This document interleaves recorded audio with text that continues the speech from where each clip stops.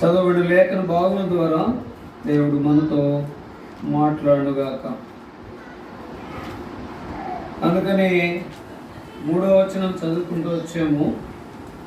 కానీ మొదటి 2 వచనాల్లో రాజువైన నా దేవా నిన్ను ఘనపరచెదను, నీ నామమును నిత్యము సన్నుతించెదను, అనుదినము నేను నిన్ను స్తుతించెదను, నిత్యము నీ నామమును స్తుతించెదను. ఇక్కడ 2 వచనాల్లో ఒక ప్రాముఖ్యమైన మాటలు 3 ఉన్నాయి. ప్రభు అలసిపోయాను, మరి కొన్ని మాటలు అనుగ్రహించమంటే కొన్ని మాత్రమే దేవుడు తలంపులో తీసుకొచ్చినాడు. కనుక ఆయన రాజువైన నా దేవా, అందుకని దావీదు ఏమంటున్నాడంటే ఆయన రాజుగా చెప్తా ఉన్నాడు, రాజువైన నా దేవా నిన్ను ఘనపరచెదను అంటే రాజువైన నా దేవా అని చెప్తూ వెంటనే నేను నిన్ను ఘనపరచెదను అంటున్నాడు. అంటే ఆయన ఘనపరచడానికి అర్హుడైన రాజు దేవుడు. నీ నామం నిత్యము సన్నుతించెదను కాబట్టి దేవుడుగా నేను ఘనపరుస్తాను, రాజుగా నేను ఘనపరుస్తాను, నీ నామం నిత్యము సన్నుతిస్తాను, అనుదినము నేను నిన్ను స్తుతిస్తాను, నిత్యము నీ నామమును స్తుతించెదను. ఇక్కడ 2 మాటలు ఉన్నాయి. ఒకటి నిత్యం అనే మాట ఉంది, రెండోది అనుదినం అనేది ఉంది. ఎందుకు అని, ఎందుకని అనుదినము స్తుతించాలా? ఒకసారిగా స్తుతిస్తే అయిపోద్ది కదా. ఒక ఆదివారమేమో ఎక్కువగా చెప్తా ఈ మాట, ఒక ఆదివారమేమో సమాజం మధ్య గళమెత్తి బిగ్గరగా మనం ఆరాధిస్తాము. అయితే ప్రతిరోజు ఆరాధించడానికి ఆయన రాజుగా ఉన్నాడు. అందుకని రాజువైన నా దేవాని అంటూ ఉన్నాడు. ఎందుకని అలాగంటున్నాడు? ఘనపరిచెదను, స్తుతించెదను, దాని తర్వాత స్తుతించెదను అని అంటున్నాడు. ఎందుకంటే యెహోవా మహాత్మ్యము కలవాడు. కాబట్టి నీవు నేను ఎందుకని ఆరాధించాలంటే ఆయన మహాత్మ్యము గలవాడు. అంటే మహాత్మ్యం అంటే ఆయన తల్లి గర్భంలోనికి రాగలిగిన వాడు. మహాత్మ్యం అంటే ఇది ఈ దినం వరకు ప్రపంచంలో ఎవరికి కూడా ఇది అంతుబట్ల అర్థం కాలేదు. అంటే నీ కొరకు ఆయన మహాత్మ్యమైనటువంటి దేవుడుగా ఉన్నవాడుగా ఉన్నాడు. అందుకని ఆయన తల్లి గర్భములో మరియు గర్భములో ఆయన ఉద్భవించిన వాడుగా ఉన్నాడు. ఆయన మనుష్య కుమారునిగా జన్మించడం కొరకాయ ఆయన నేను నన్ను జ్ఞాపకం చేసుకుని నీకు నాకు అందుబాటులోనికి వచ్చినాడు. అందుకని అక్కడ ఆయన మహాత్మ్యము కలిగిన వాడు. అందుకని మహాత్మ్యం అంటే 3 ఉన్నాయి. ఎలాంటి పరిస్థితుల్లో కూడా ఇది అంతుబట్టేటటువంటి సంగతి కాదు. అందుకనే ఆయన ప్రేమను కానీ, ఆయన గొప్పతనాన్ని కానీ, ఆయన జన్మించిన జీవితాన్ని కానీ, ఆయన పరిశుద్ధంగా జీవించినటువంటి అనుభవాలు కానీ, ఆయన సిలువకెక్కి ఆ సిలువలో ఆయన దీర్ఘశాంతులుగా ఉండటము కానీ మనం జ్ఞాపకం చేసుకుంటే ఆయన మహాత్మ్యము గలవాడు. అందుకనే నీవు నేను ఈ యొక్క ఉదయకాల సమయంలో 2022 సంవత్సరంలో మొదటి మాసం జనవరి నెల 1వ తారీఖులో ఈ యొక్క డే టైంలో నీవు నేను ఆరాధించడానికి చేరువచ్చినాం. అయితే చేరువచ్చినటువంటి కారణం ఏంటంటే ఆయన మహాత్మ్యము గలవాడు. ఆయన మరి దేవాతి దేవుడుగా ఉండి ఆయన మహాత్మ్యం అనేది తల్లి గర్భంలోనికి వచ్చిన వాడుగా ఉన్నాడు. ఇది ఎందుకు అంటే ఇది ఎవరి కొరకు అంటే నీ కొరకు, నా కొరకు. అందుకని చదివినటువంటి భాగంలో మనం జ్ఞాపకం చేసుకుంటే ఆ యొక్క 8వ వచనం చూస్తే గనుక మహాత్మ్యము గలవాడు, ఆయన అధిక స్తోత్రము నొందదగిన వాడు, ఆయన మహాత్మ్యము గ్రహింప శక్యము కానిది. మహాత్మ్యము గలవాడు, అధిక స్తోత్రము నొందదగిన వాడు, ఆయన మహాత్మ్యము గ్రహింప శక్యము కానిది. ఎంతగా అర్థం చేసుకోవడానికి ప్రయత్నం చేసినా అది అర్థం కాదు. కానీ ఆయనే నిన్ను నన్ను ప్రేమించి నేను నన్ను జ్ఞాపకం చేసుకుని నీకు నాకు నిజమైనటువంటి ఆ యొక్క ప్రేమను చూపించడానికి ఆయన అరుదించిన వాడుగా ఉంటా ఉన్నాడు. అందుకనే రోగులకు రాసిన పత్రిక 8:35 ఆయన మహాత్మ్యం ఏంటంటే, పాపినైన నిన్ను నన్ను ప్రేమించటమే మహాత్మ్యం అంట. చదవండి మాట. రోగులకు రాసిన పత్రిక 8:35 చదవండి. క్రీస్తు ప్రేమ నుండి మనలను ఎడబాపు వాడెవడు అంటే ఆయన ప్రేమను పొందుకునేటట్టుగా ఆయన సదుపాయం చేస్తూ వచ్చాడు. ఇక ఇది ఎవరు తీసివేయలేనిది. అందుకనే ఆయన ప్రేమ అంటే వెంటనే చెప్పే మాట ఏంటంటే అగాపే ప్రేమ, విలువ కట్టలేనటువంటి ప్రేమ, ఎంతో అంటే బదులు తీసుకోనటువంటి ప్రేమ, నీ కొరకు నా కొరకు తగ్గించుకున్న ప్రేమ, నీ కొరకు నా కొరకు ప్రణాళిక చేసిన ప్రేమ, నీ కొరకు నా కొరకు సెలువుకెక్కి రక్తమంతా కార్చి ప్రాణం ఇచ్చినటువంటి ప్రేమ.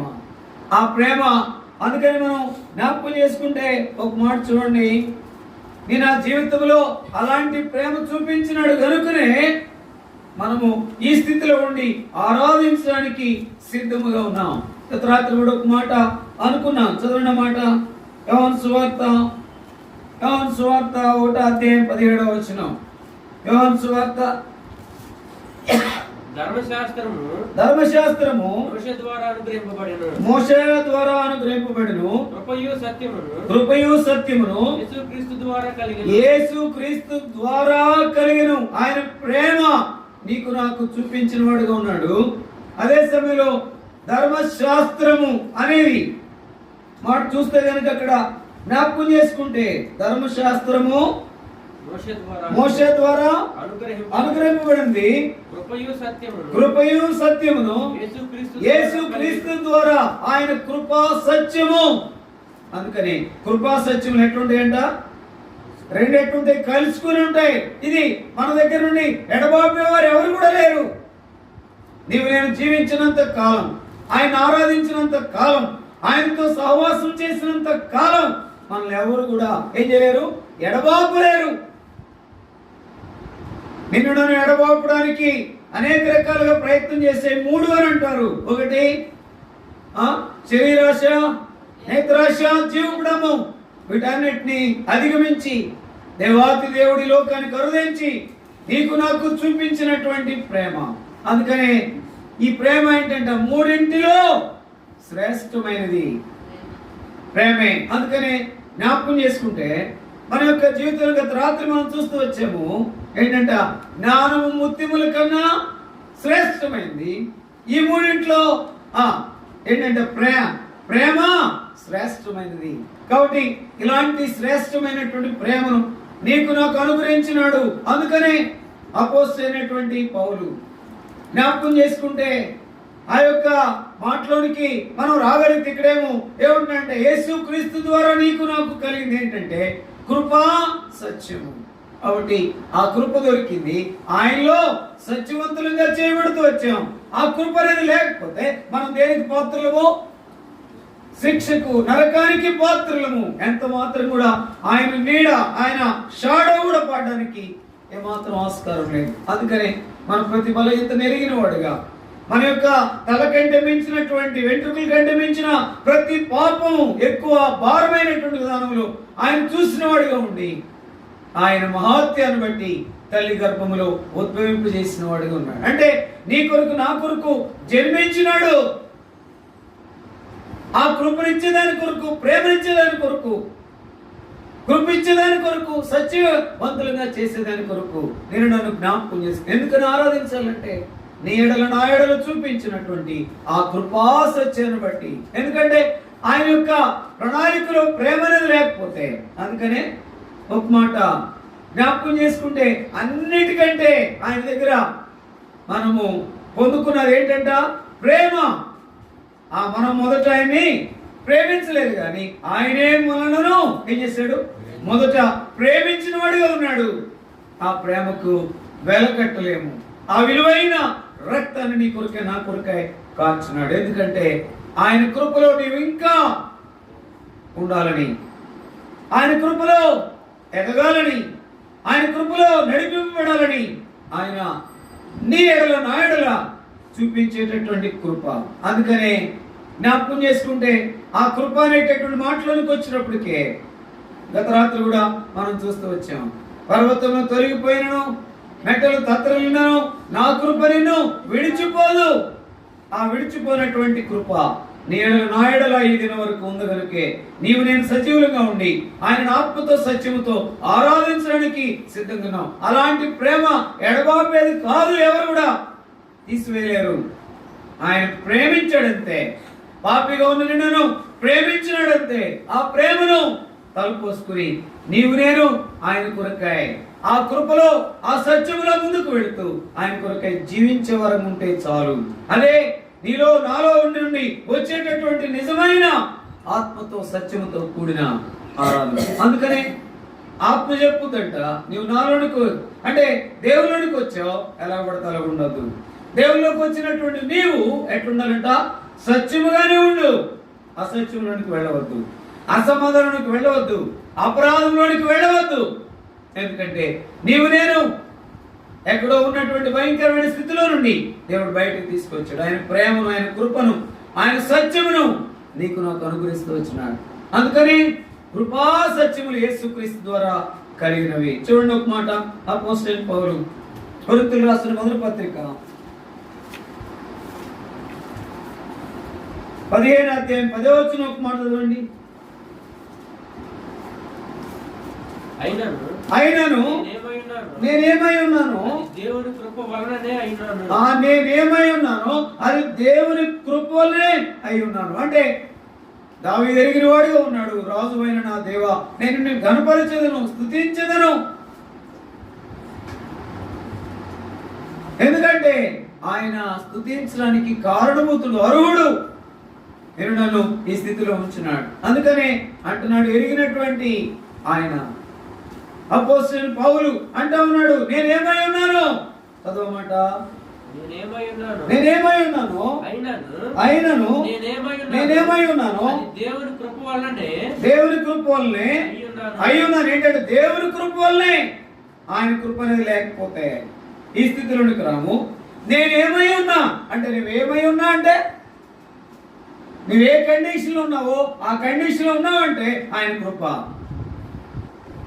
భాస్కరుడు ఆయన ఇంతవరకు ఉండి అలాగా ఆ యొక్క పొలాలకు పని చేసుకుంటూ అట్లా ఉన్నాడంటే ఆయన కృప వల్లనే. సుశీలమ్మ టీచర్గా పనిచేసి దీని వరకు సజీవురాలుగా ఉందంటే ఆయన కృప వల్లనే. జీవన్ బ్రదరు ఆ యొక్క సౌదీలో ఉండి జాబ్ చేస్తున్నారు, మళ్ళీ రాగలిగి మన మధ్య ఉన్నారంటే ఆయన కృప వల్లే. అందుకనే ఒక మాట నేను కూడా తలపోసుకుంటా, అది మన దగ్గర లేదు కానీ ఆ పాట ఉంది, కృప తప్ప వేరొకటి లేదయ్యా. ఇంకంతే, కృప కృప కృప.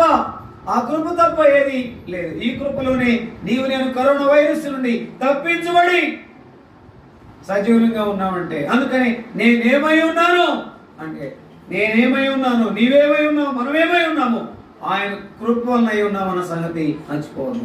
మొట్టమొదట ఆయన నీ కొరకు నా కొరకు చేసినటువంటి ఆ గొప్ప తగ్గింపులో భాగంగా ప్రేమించాడని, దాని తర్వాత ఆయన మరణమునికెక్కి ఆయన సిలువకెక్కి మరణించాడంటే ఆయన కృపలో నేను నన్ను జ్ఞాపకం చేసుకున్నాడు. అందుకనే నీలో నాలో ఆయన కోరుకునేది ఏంటంటే ఆయన ఏం చేస్తాడంట? ఆయన సత్యమును కోరుకునేటటువంటి దేవుడు. అందుకనే ఈ యొక్క దైవజనుడు భక్సింగ్ గారు ఎంత మంచి విధానంలో ఆరాధన అనేది అలవాటు కాకూడదంట. ఆరాధనలో ఏం మిళితమై ఉండాలంట? ఆత్మతోనూ సత్యముతోనూ అనేది అది మిళితమై ఉండాలంట. అప్పుడు ప్రభుకి మహిమ, మనకు ఎంతో ఆశీర్వాద కారణంగా ఉంటుంది.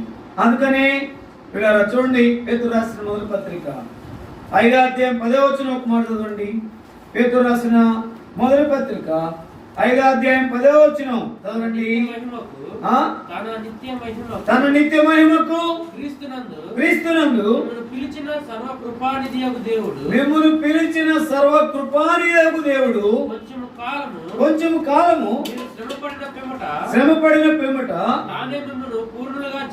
తానే మిమ్మల్ని పూర్ణులుగా చేసి స్థిరపరిచి బలపరచును. తానే ఏం చేశాడంటే, ఇక్కడ ఈ మాట నాకు చాలా ఇష్టం. తానే కొంచెం శ్రమ పడినప్పటికీ కూడా తానే మనల్ని ఏం చేశాడంట, పూర్ణులుగా చేశాడు.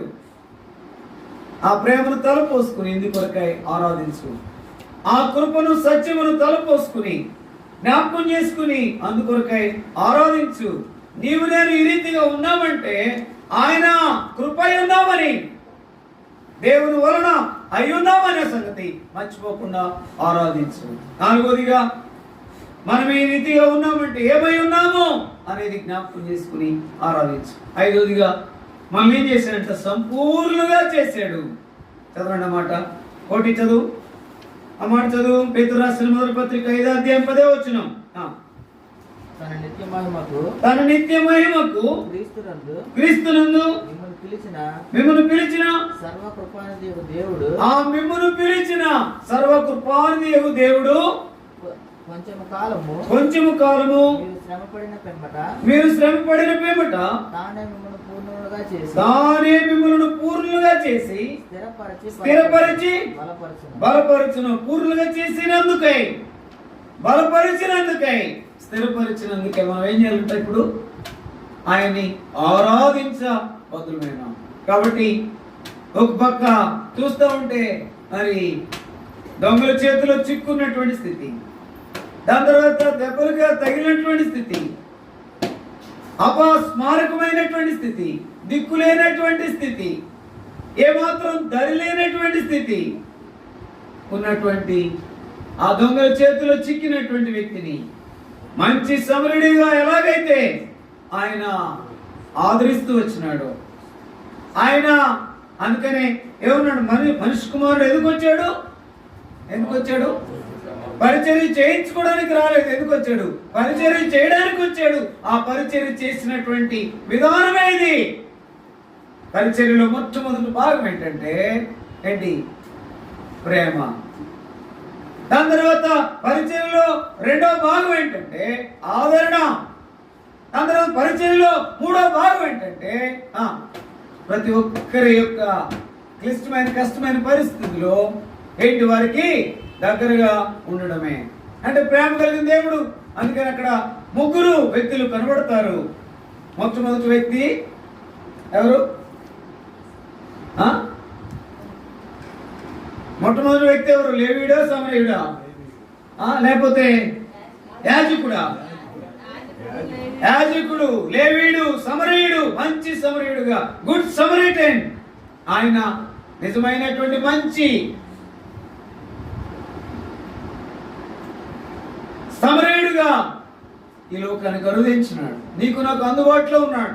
అందుకనే నీకు నాకున్నటువంటి ఎక్కడ చూసినా గాయములు, పచ్చిపుండ్లే, అన్ని శిరస్సు నుండి పాదం వరకు ఆయన నీ కొరికే నా కొరికి క్రయం చెల్లించాడు. అంటే శిరస్సు నుండి పాదం వరకు ఎక్కడ ఏ మంచితనమో లేదు. అందుకొరకే ఆయన ఈ యొక్క భూలోకాన్ని కరుదించి, జన్మించి, జీవించి, కలవరి సిలువకెక్కి ఆయన నీ కొరకే నా కొరకే ప్రాణం ఇచ్చి సమాధి చేయబడి మృత్యుంజయుడై తిరిగి లేచిన వాడుగా ఉంటున్నాడు. అందుకనే ఇక్కడ 3 విషయాలు జ్ఞాపకం చేసుకుంటే ఆయన నిన్ను సంపూర్ణంగా చేశాడు. దాని తర్వాత అక్కడే ఉందన్నమాట, సంపూర్ణంగా చేశాడు. దాని తర్వాత బలపరిచాడు. దాని తర్వాత స్థిరపరిచాడు. ఈ యొక్క 7 అంతుల అనుభవంలో ఆయన నీ ఎందుకని రాజువైన నా దేవా నేను నిన్ను ఘనపరచెదను. ఇప్పుడు 8వ వచనం చదువుకుంటాం. యెహోవా దయాదాక్షిణ్యములు గలవాడు, ఆయన దీర్ఘశాంతుడు, కృపాశ్రయము గలవాడు. అంటే ఇక్కడ ఏంటన్నమాట, ఈ యొక్క మాట కూడా నాకు ఇష్టం. ఆయన దీర్ఘశాంతుడు కనుక నేను నన్ను ప్రేమించి దీని వరకు సజీవులుగా ఉంచి ఆయన ఆరాధించేటట్లుగా చేశాడు. ఆరాధనకు ముందు మనలో ఏమున్నాయి? ఎన్నోన్నాయో. రక్షించబడినప్పటికీ కూడా అవిధేయమైనటువంటి సంగతులు ఎన్నో ఉన్నాయి. అయినప్పటికీ కూడా ఆయన దీర్ఘశాంతుడుగా, ఆయన నన్ను జ్ఞాపకం చేసుకుని ప్రేమించి కృపా సత్యమును అనుగ్రహించి నా జీవితంలో ఆదరణను అనుభవానికి తీసుకొచ్చి సంపూర్ణంగా చేసి అదే సమయంలో బలపరిచి స్థిరపరిచిన అనుభవాన్ని మనం చూస్తున్నాం. ఒక మాట చదువుకుంటాం చూడండి, ఒక మాట. అందుకనే ఆయన ఎలాంటి స్థితిలో ఉన్నా మనల్ని జ్ఞాపకం చేసుకున్నాడు. చూడండి, నిజంగా 14వ వచనం, కీర్తనలు 145 అధ్యాయం 14వ వచనం. యెహోవా పడిపోయిన వారందరినీ ఉద్ధరించువాడు, కృంగిపోయిన వారందరినీ లేవనెత్తువాడు. అంటే ఆయన పడిపోయిన స్థితి, కృంగిపోయిన స్థితి నీలో నాలో ఉండటం అనేది చూసి ఈ 7 అంతల అనుభవాన్ని నీకు నాకు అనుగ్రహిస్తూ వచ్చినాడు, ప్రేమించినాడు, కృప చూపించినాడు, ఆ సత్యంలోనికి తెచ్చినాడు. అంత మాత్రం కాదు, ఈ నా జీవితంలో జ్ఞాపకం చేసుకుంటే నిజమైనటువంటి స్థితిలో మనలను జ్ఞాపకం చేసుకుని ఏం చేశాడంట, ఆయన నిజమైనటువంటి స్థితిని చూపిస్తూ వచ్చినాడు. మనం చదువుతూ వచ్చాము. ధర్మశాస్త్రం బట్టి అయితే మనము జ్ఞాపకం చేసుకుంటే అక్కడ ఆ మాట ఉంది, ధర్మశాస్త్రం మోసే వల్ల కలిగిను, అయితే ఇక్కడ కృపయు సత్యము ఆయన వల్ల కలిగిన అనుభవం. ఒక మాట చదువుదాం చూడండి. జ్ఞాపకం చేసుకుంటే ఆ మాటలోకి వచ్చినప్పుడు నీవు నేను ఆ యొక్క అనుభవంలో ఆయన ఆరాధించక తప్పదు. అందుకని ఒక మాట చదువుకుంటాం చూడండి. మత్తయి సువార్త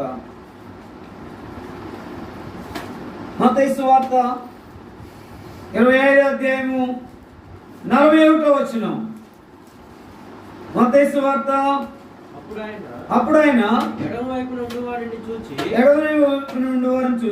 శపింపబడిన వారులారా నన్ను విడిచి అపవాదికిని వారి దూతలకును సిద్ధపరచబడిన నిత్యాగ్నిలోనికి పోవుడి. అంటే వాస్తవానికి మనము ఈ స్థితిలో ఉంటే ఎక్కడికి వెళ్తాము? నిత్యాగ్నికి వెళ్ళవలసిన మనను జ్ఞాపకం చేసుకుని ఏం చేశాడు? ఇప్పుడు ఎఫెసీయులకు రాసిన పత్రిక 2వ అధ్యాయం 13వ వచనం, 2వ అధ్యాయం 13వ వచనం మరియు 19వ వచనం చదవండి. ఇలాంటి స్థితిలోనికి వెళ్ళవలసిన మనను, నిత్యాగ్నికి నరకానికి వెళ్ళవలసిన మనను జ్ఞాపకం చేసుకుని ఏం చేశాడంట? చదవండి. ఆయనను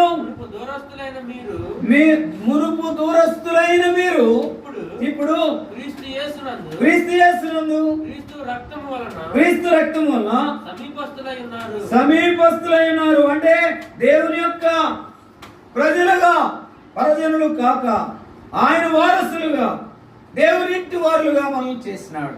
వాస్తవం అయితే మనం పరాయవారము, పరజనులము. అయితే మళ్ళీ ఏం చేశాడు? జ్ఞాపకం చేసుకుని ఏం చేశాడు? ఆయన జనులుగా చేశాడు. ప్రయాసపడి భారం మోసుకొనిచున్న సమస్త జనులారా నా యొద్దకు రండి అని పిలిచినాడు. ఆ పిలుపుకి కారుకులుగా చేసినాడు. అంటే ప్రేమించాడు, అంటే కృప చూపించాడు, అంటే ఆయన సర్వ సత్యంలోనికి నడిపించాడు, అంటే ఆయన ఆదరించినాడు. దాని తర్వాత నిజమైనటువంటి అనుభవానికి తీసుకొచ్చినాడు. అందుకని ఇక్కడ 3 మాటలు మనం చూస్తూ వచ్చాము. ఆ యొక్క మాటలు ఏంటంటే ఏం చేశాడంట? నన్ను ఏం చేశాడు? బలపరిచాడు, స్థిరపరిచాడు అని దానికంటే ముందే ఉంది ఆ మాట. నన్ను సంపూర్ణంగా చేశాడు.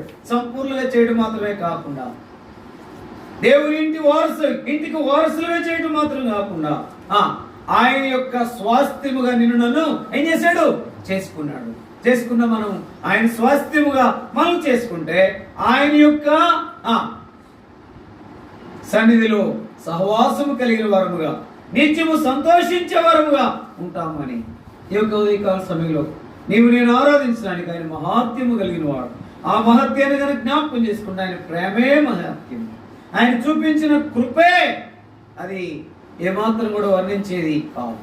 ఆయన సర్వసత్యంలోకి తీసుకొచ్చాడు. ఒక భయంకరమైనటువంటి వ్యక్తిని మంచి బట్టలు వేస్తే వాడు ఎప్పుడైనా మర్చిపోతాడా?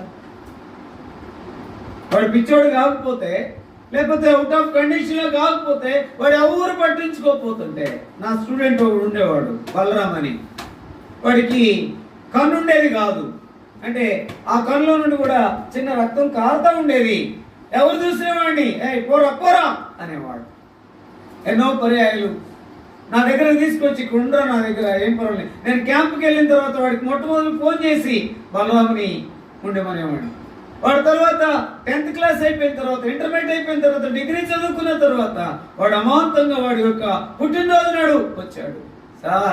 సార్ అనుద్రా, అన్నయ్యనురా అని చెప్తే, లేదు సార్ నా యొక్క కండిషన్ అంతా మార్చావు. అంటే ఈ యొక్క కండిషన్ మార్చింది, నువ్వు ఇంత సంతోషపడుతున్నావు, సమర్పడిపోతున్నావే, కానీ అసలు ఆంతరంగికంగా ఉన్న పాపాలన్నీ తీసివేసినటువంటి మంచి సమరయుడు ఉన్నాడా, ఆయనే యేసు ప్రభువారు.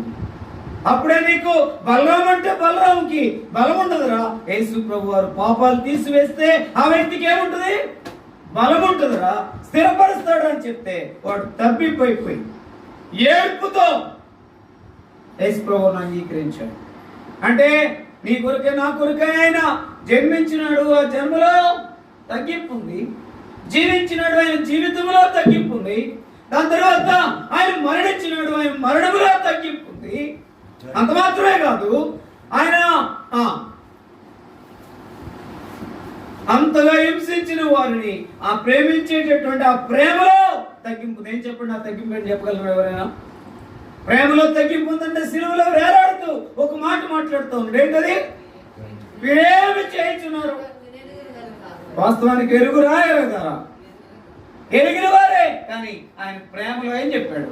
మీరేమి చేయించున్నది. ఎన్ని చెప్పినా, ఎన్ని చేసినా, గడ్డం పెరిగేశారా, పొడి చేశారా, కొట్టారా, గుద్దారా, హింసించారా, దూషించారా, అనేక రకాలైన మాటలు, అనరాని మాటలు అన్నారా, అయినా ఆయన నోరు కేవలం నిన్ను ప్రేమించి, కేవలం నీ ఆయన కృప చూపించి. కానీ మనమే ఆయన నమ్మదగిన వాడిగా ఉన్నాడు. ఎక్కడి నుండి చెప్పండి? జన్మ నుండి మరణం వరకు, తర్వాత సమాధి చేయబడి తిరిగి లేచేంత వరకు ఆయన నమ్మకమైన వాడిగా ఉన్నాడంటే ఇంకా ఆయన పరలోకానికి వెళ్ళి మరలా రానై ఉన్నాడు. ఇలాంటి దేవుణ్ణి ఆరాధించకుండా నువ్వు ఎట్లుండగలవు? నేను ఎట్లుండగలను? అందుకని ఈయన స్తుతి ఆరాధన ఈ బంగారు పాదములకి యేసుక్రీస్తు వారి యొక్క పేరట సమర్పిస్తున్నానని చెప్పేది. అందుకే ఈ నూతన సంవత్సరంలో ఎన్నోసార్లు విన్న వర్తమానమే, చెప్పిన వర్తమానం, కొన్నిసార్లు చెప్పిన వర్తమానమే చూస్తే కనుక దాంట్లో నేను ఎక్కువగా చూసుకుంటా ఆ పాఠం. అయ్యా నాకేం చెప్పాలో అర్థం కావట్లేదు, బాడీ ఎంత షివరింగ్ అయిపోతుంది, వాస్తవానికి ఫీవర్ వచ్చేసింది, నేనేమి చెప్పలేను. ఎట్లాగా అనంటే ప్రభు కొన్ని తలంపులు ఇచ్చినాడు. క్రీస్తు ప్రేమ నుండి నిన్ను నన్ను ఏం చేయడు, ఎవడు కూడా ఎడబాపలేరు. ఈ ఎడబాపుని ప్రేమను తేలిక తీసుకోబాక, నీ ఇష్టానికి మలుచుకోబాక, నీ ఇష్టానుసారంగా జీవించబాక. ప్రభు దగ్గరికి వచ్చినప్పుడు ఆరాధించేటటువంటి విధానంలో ఆరాధికుడుగానే ఉండు. లేకపోతే అలవాటు యాంత్రికంగా తీసుకున్న ఆరాధన చేస్తే ఎంత మాత్రం కూడా కించెత్తు ఆయన తీసుకోడు, యేసువెత్తు తీసుకోడు. పైగా నేను జీవితంలో కలవరమే మిగిలిపోతే ఎక్కడికి వెళ్ళినా. అలా కాకుండా ప్రేమించేవయ్యా, కృప చూపించేవయ్యా, నీ సచివులను నడిపించేవయ్యా, నన్ను సంపూర్ణంగా చేసేవయ్యా, నాకు నీ బలమంతా ఇచ్చేవయ్యా. నీ బలం, నీకు నాకు బలం ఎట్లా వచ్చింది? ఆయన బలమంతా నీ కొరకు నా కొరకు పోగొట్టుకున్నాడు. అంటే బలం దేంట్లో ఉంటుంది? బలం దేంట్లో ఉంటుందండి? రక్తంలో ఉంటుంది. ఆయన రక్తం అంతా కాచినాడు. అందుకని నీవు నేను బలవంతులుగా పాపం పోయి బలహీనమైన మనలను బలవంతులుగా చేశాడు. ఈ యొక్క అనుగుణకు వస్తే నేను జీవితము జ్ఞాపకం చేసుకుంటే ఎందుకు ఆరాధించుకుని ఉంటాము? ఆరాధించాలంటే, ఘనపరచాలంటే, స్తుతించాలి అంతే. పిల్లరా, ఈ యొక్క మాట మనం చదువుకున్నాం కదా, ఆ మాటలో నరకానికి పోవడమే మన సంగతి. కానీ నరకానికి మనం పోకుండా ఏం చేశాడు? ఆయన రాజ్యానికి వారసులుగా చేసింది. అందుకొరకై ఆరాధించే అనుగుణానికి వచ్చి హృదయం ఆత్మతో సత్యంతో ఒక మాట మనం ఏం చేయలేము, ఓర్చుకోలేమండి. చిన్నదానికి కూడా ఏమైపోతాం? తప్పిపోయిపోతాం, ఓర్చుకోలేము, నేర్చుకోలేము, ప్రభువును గణపరచలేము. అందుకని ఏమంటున్నాడు దావీదు? ఏమంటున్నాడు? రాజువైన నా దేవా నేను నిన్ను గణపరిచెదను. చదవండి అన్నమాట. అందుకని ఆయన మహాత్మ్యము కలిగిన వాడు అంటానికి కారణం, రుజువు ఏంటంటే రాజువైన నా దేవా. చదవండి కీర్తనలు 145 అధ్యాయం. రాజువైన నా దేవా నిన్ను గణపరిచెదను, నీ నామమును స్తుతించెదను, అనుదినము నీ నామము నిత్యము స్తుతించెదను, అనుదినము నేను నిన్ను స్తుతించెదను. అక్కడ నిత్యము అనుదినం అనే దానికి నేను నన్ను కారకులుగా చేసి ఆ రాజ్యానికి వారసులుగా చేస్తే అత్యంత సమీపంగా ఉండడానికి బదులు ఎందుకో దూరంగా వెళ్లకుండా నువ్వు ఆయనలో ఉండి ఆరాధించాలని ప్రభు కోరుతాను. ఆ రీతిగా ఆరాధించడానికి ప్రియ ప్రభు వారు మనకు సహాయం చేయండి. మనం ఆరాధనలోనికి ప్రవేశిస్తాం. క్లుప్తంగా అందరూ ఆరాధించడానికి సమయం కాదు. గత రాత్రి ఎవరైతే ఆరాధించలేదు, మొట్టమొదట గత రాత్రి ఎవరైతే ఆరాధించలేదు వారు ఆరాధించండి. వారు ఆరాధన ప్రారంభం చేయకపోతే కొంచెం సమయంలోనే ఒక 15 నిమిషాల్లో మనం ఆరాధన ముగించుకుంటాం.